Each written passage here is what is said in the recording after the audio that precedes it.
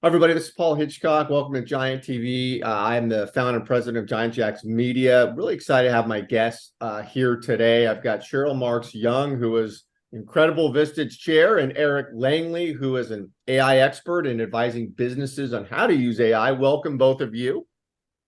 Thank you. Welcome, Paul.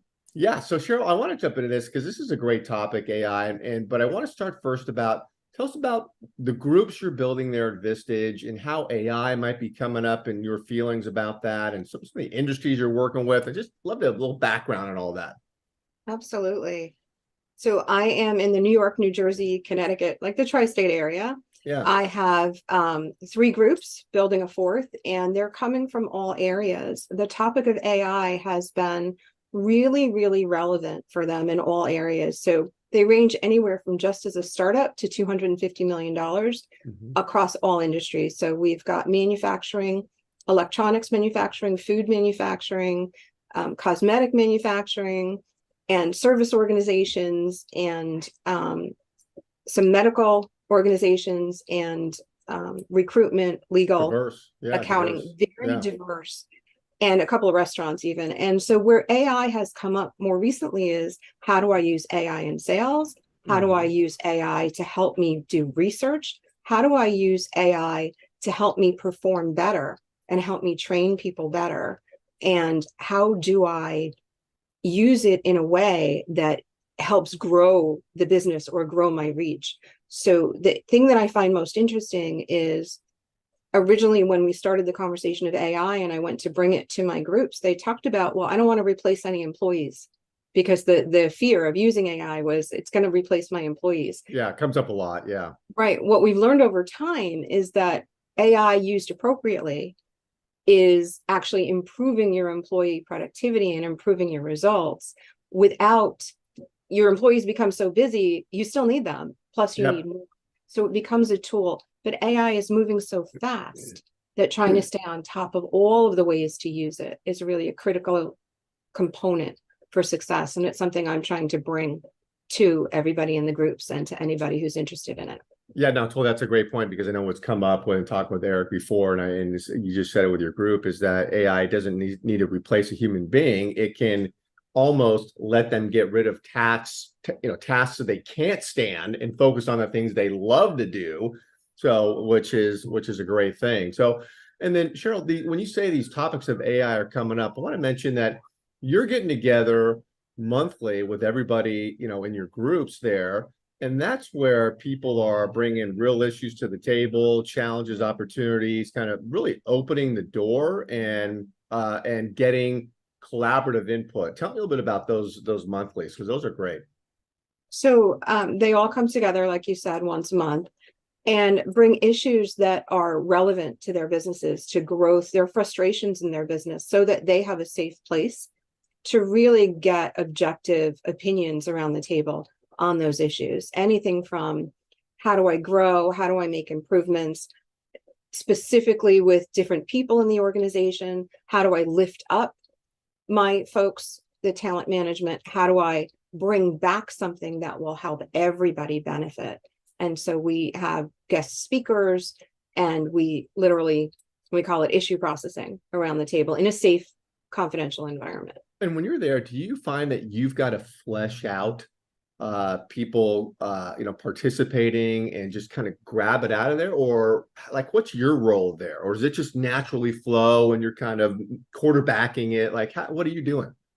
That's a great question. So I'm a certified coach in 18 different modalities. So I bring a large toolkit to that conversation. Oh, just 18, huh? That's just it, 18. huh? I'm working on my and so we have a specific methodology that we use, where the individuals come with what they think their question and their issue is to solve, and in a carefrontational way. So caring, a little bit of permissiveness for confronting the issues in a kind way. We ask clarifying questions and get to the real issue.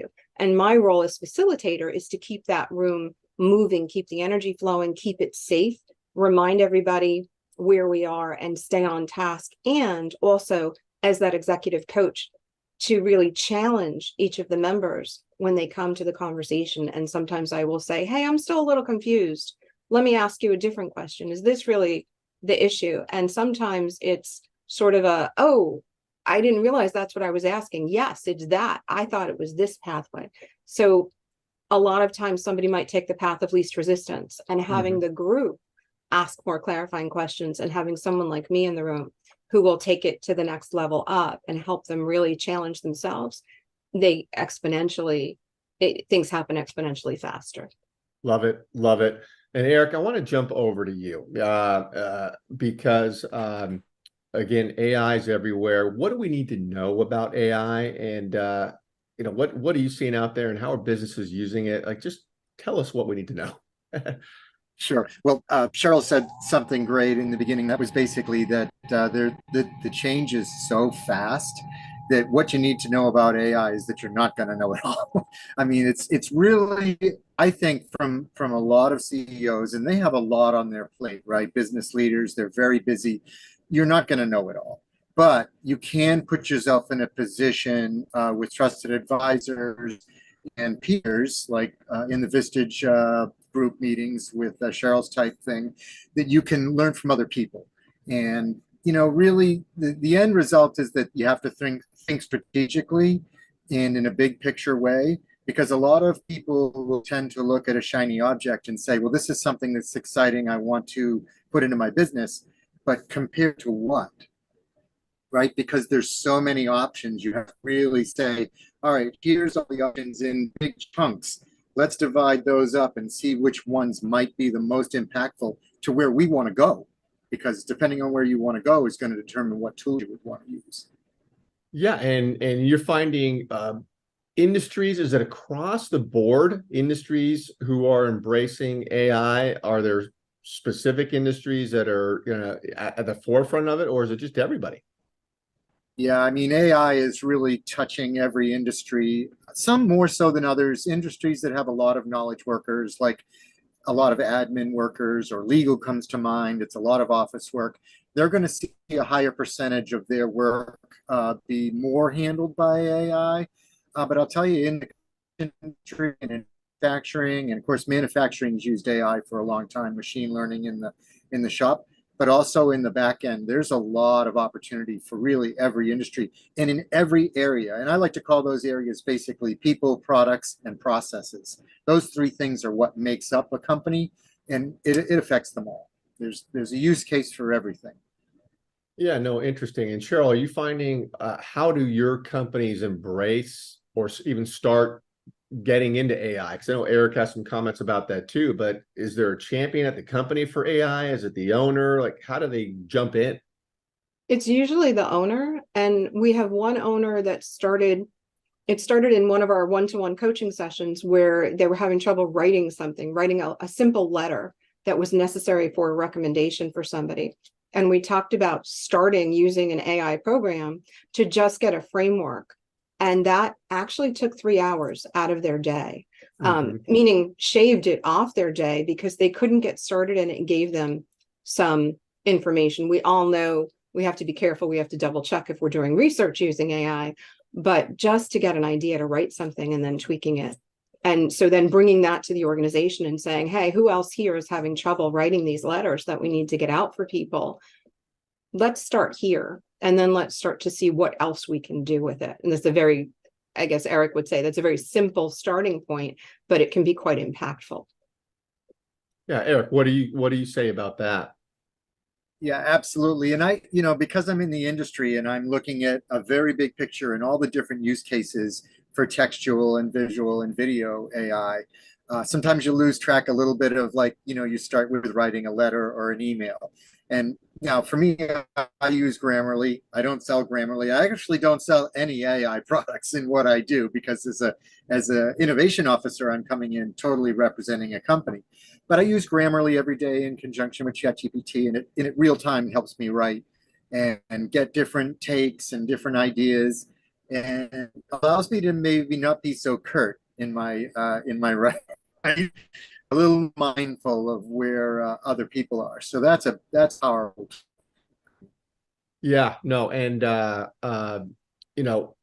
as we've looked at AI, I mean, I know that launching a business, this has come up before, that it was amazing how AI has been able to come in and take the human tasks out of launching the business, from messaging to, clicking forms to fill out, to generating proposals. That seems to be the low-hanging fruit, from what I understand, is things like that, where just AI is, okay, this is automatic, it works, and you can, automate a lot of that stuff, which has, been my experience in working with AI. Cheryl, any comment on that? I think absolutely low-hanging fruit, and that's kind of the way it can get in the door to show excess productivity. There's also other places that it can be used these days in terms of just that research. And I know the video options are quite amazing, but even using it as an overlay for LinkedIn. So if you're doing sales and you're prospecting and you really want to know who's out there and how to approach them, how do they think, rather than going through each person's LinkedIn profile or their website, there are tools out there that are AI that will garner the information and then, for lack of a better term, typecast that person in your favorite assessment tool and give you an idea of how they match up to you as the person trying to speak to them, and help you change your approach. So there are ways that it actually can help you reframe how you're approaching, not even what you're writing, but how you're approaching the other individual. Oh, incredible. And I know, Eric, when you're going into companies, your first really focus is to get the lay of the land, right? What processes would they want to automate? Is that how you kind of look at it when you first get in there? Correct, Paul. And I use a quick analogy basically along the lines of a doctor. If you have a headache and you go to the doctor and it's been there for a few days, and aspirin's not taking it away, and he tells you, you need a CT scan, you typically don't argue with the doctor. Okay, I need a CT scan. And then he finds out what's really going on. So I do a similar thing. I recommend everybody, and it's a standard procedure to me, to do discovery and documentation. What is there? And then you can make a diagnosis of, these are the places that we want to start. These are the problems, and not so much just problems, but what are the opportunities? Yeah. And that's really where the value is created in AI, is realizing opportunities, because, marginally or incrementally saving money doesn't get you that much. But if you can get something that's compounding and taking you from here to way up here, just to here, that's a big difference. Yep, love it. Well, this is a great topic, and we could talk about this forever. I mean, what I want to tell everybody listening here is, for sure, get connected with Cheryl and Eric. Their information is around this video, wherever you're watching it. And I know both would love to talk with you if you're interested to learn more about what they're doing. And thank you both for being here. And thanks everybody for listening. Thank you, Paul.